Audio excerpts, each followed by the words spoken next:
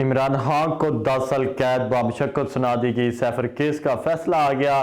ان کے ساتھ ساتھ شاہ محمود قریشی کو بھی 10 سال قید بامشقت سنا دی گئی۔ شاہ محمود قریشی پاکستان کے 2 مرتبہ وزیر خارجہ رہ چکے ہیں۔ شاہ محمود قریشی 2008 سے 2011 تک پاکستان کے وزیر خارجہ رہے۔ اس وقت وزیر اعظم تھے یوسف رضا گیلانی۔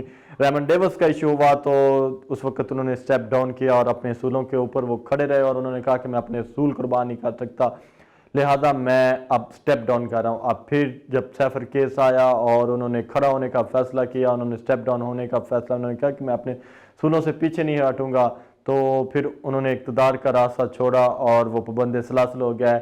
اس کے ساتھ ساتھ چیئرمین تحریک انصاف عمران خان جو سابق وزیر اعظم ہیں، ان کو بھی قید بامشقت 10 سال سنا دی گئی ہے۔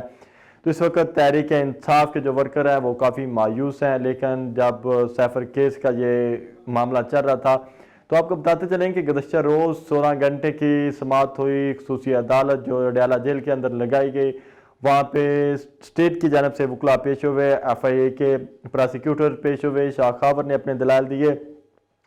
تو اس کے بعد آج پھر صبح یہ عدالت لگائی گئی، صبح 8 بجے عدالت لگی اور اتنی جلدی یہ فیصلہ کیا گیا۔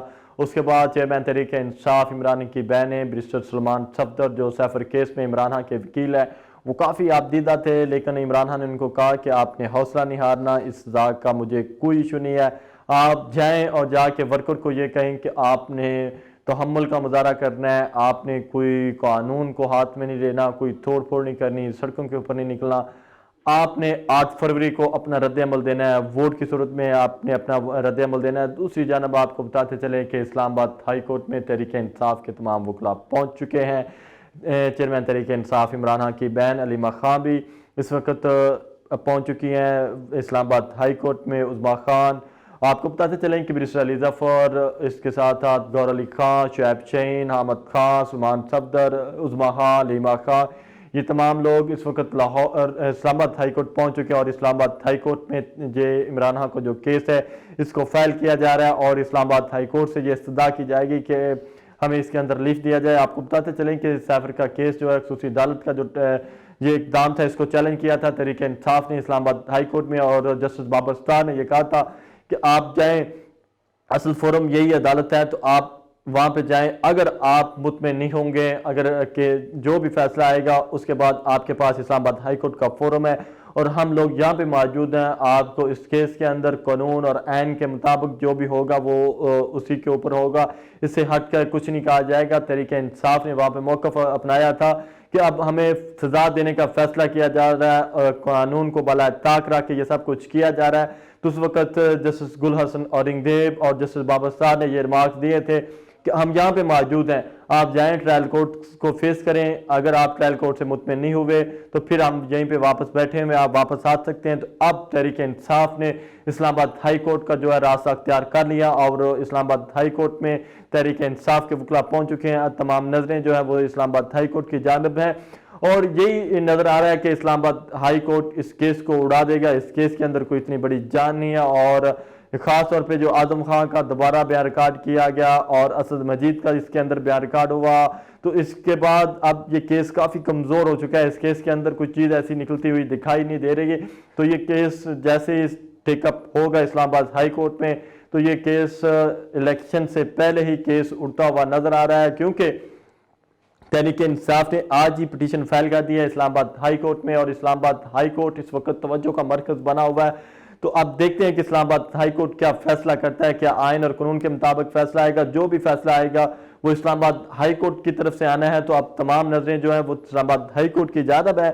تو اب کافی جو ہے صورتحال وہ گمبھیر ہو چکی ہے۔ اس کے بعد اگر اسلام آباد ہائی کورٹ سے بھی تحریک انصاف کو ریلیف نہیں ملتا تو سپریم کورٹ کا دروازہ بھی کھٹکھٹایا جا سکتا ہے، جیسے کہ سپریم کورٹ میں جسٹس اطہر اللہ نے اسی کیس میں شاہ محمود قریشی اور عمران خان کو ضمانت دی تھی، اور انہوں نے کافی سخت ریمارکس دیے تھے، اور وہاں پہ اس وقت ایف آئی اے کی پراسیکیوٹر کو کافی امبیرسمنٹ ہوئی، اور ایڈیشنل اٹارنی جنرل بھی وہاں پہ موجود تھی، ان کی بھی کافی ان کی امبیرسمنٹ ہوئی تھی اسی کیس میں۔